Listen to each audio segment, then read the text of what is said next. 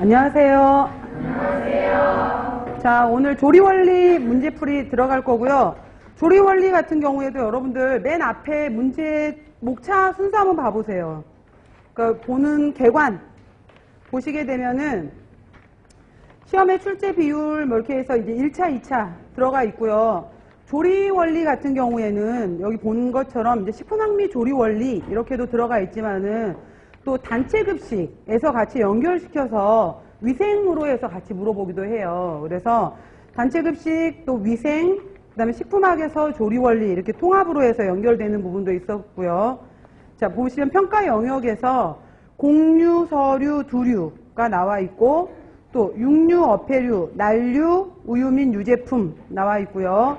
과일, 채소, 해조, 버섯류 그 다음에 당류, 유지류, 조미료, 향신료 이렇게 나와 있는데 자, 전체적으로 여러분들 조리 같은 경우에 공부하고 나면은 그래서 조리 원리라고 되어 있지만은 조리 원리도 더 엄밀하게 말하면 사실 요즘에는 뭐 조리 과학 그다음 아니면은 실험 조리 그다음에 뭐 조리에서 또 들어가서 가공 뭐 저장학 이런 데까지 쭉 연결이 되잖아요. 그래서 조리로 들어가는 부분이 절대 쉽지 않잖아요. 그래서 부분들이 굉장히 좀 어렵게 나올 수 있는 것들이 과학이다 뭐 이렇게 나오기 때문에 이쪽이 이제 식품화학적인 기전을 가지고서 물어보는데 실제로 또 여기에서 요즘은 이제 정말로 그래서 조리를 어떻게 하는지 알고 있느냐까지 해서 또 물어보기 때문에 범위가 굉장히 화학적인 것부터 실제 조리하는 부분까지 이렇게 범주가 좀 넓게 나오는 파트인 것 같아요. 그래서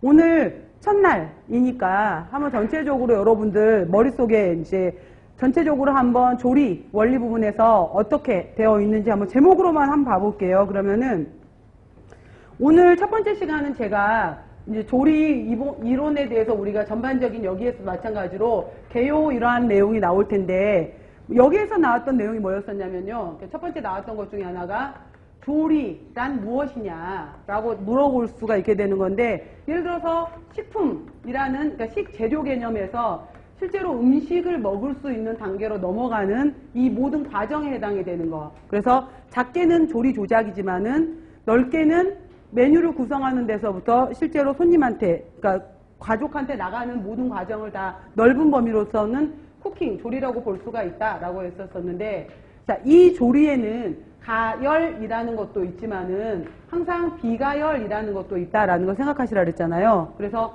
이 조리의 목적, 조리 왜 하는데? 라고 하게 되면은 영양적으로, 여러 가지 기호적으로, 위생적으로, 관능적으로, 또 환경적인 목적을 가지고서 해야 되잖아요. 그래서 이러한 여러 가지 조리의 목적, 이런 내용도 나오게 될 거고요. 그 다음에 조리 파트가 나오게 되면은 식품학하고 굉장히 유사하게 나오는 것 중에 나오는 것이 결국은 항상 나오는 게 이제 첫 번째 나오는 것이 물이잖아요. 물을 이용해서 그 다음 나온다면은 열을 이용해서 만약 가열조리, 비가열조리가 들어가든 물과 열이 들어가게 되면은 그래서 식품학의 첫 번째 파트가 수분으로 들어가는 거잖아요. 그래서 이제 물을 이용해서 여러 가지 용매 역할을 하는 것들도 있고 또 뭐 용매 역할을 한다. 뭐 이러한 역할, 그 다음에 용액이 되고 뭐 이러한 과정에 대해서도 나올 수 있고요. 그 다음에 이 물 얘기가 나오게 되면 식품에서는 자유수, 결합수 얘기가 나오게 되면서 자유수에 해당이 되는 것이 AW잖아요. 이 AW를 가지고서 결국은 식품을 오랫동안 저장하기 위해서는 당장법, 염장법, 이런 여러 가지 삼투에 대한 이야기가 나올 수 있는 부분의 얘기도 나올 거고요.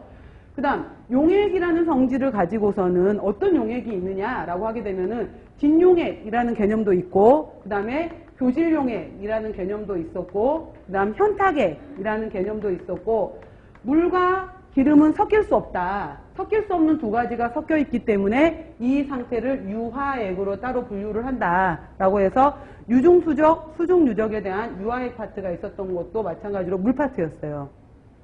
이런 여러 가지 용액, 그 다음에 또 이 부분에서 중요하게 나왔던 것 중에 하나가 졸, 겔. 그래서 이거는 용액에, 그러니까 액체에 고체가 있는 형태라면은 이건 고체 속에 액체가 들어가 있는 형태, 졸겔에서 비가역적인 관계냐 아니면은 겔에서 다시 열을 가했을 때 졸로 갈 수 있는 가역적 관계냐 이런 식으로 물었던 졸겔의 문제 또 나올 수 있는 파트가 물에서 나올 수 있고요. 그 다음 열이 가해진다라고 했었잖아요. 열에 대해서도 우리는 도씨, 그 다음에 미국이나 유럽의 경우에는 화씨, 그랬을 때 9분의 5, 예를 들어서 화씨에서 32, 화씨를 빼주는 이런 걸 가지고서 열을 이용하는 조리법이 있다면은 대표적인 방법으로 전도라는 것도 있었고, 그 다음에 직접적으로 불꽃이 닿는 복사라는 것도 있었고, 공기나 액체의 흐름에서 발생되는 대류열이라는 것도 있었고, 그 다음에 마그네트론의 마찰열에 의한 전자레인지 원래는 별개로 봤잖아요. 그 다음에 최근에는 뭐 인덕션 이런 얘기도 나오게 되고, 그래서 전도, 복사, 대류, 전자레인지 뭐 이런 얘기 나오게 되고, 뭐 단체 급식 같은 경우에는 뭐 전기, 그 다음에 가스, 뭐 여러 가지 나무 이런 게 있었을 때 전기에 있어서 열 효율이 가장 좋은 것은 전기로 보잖아요. 대신 가격이 비싸. 뭐 이런 식으로 해서 열에 대한 이야기도 있게 되고요.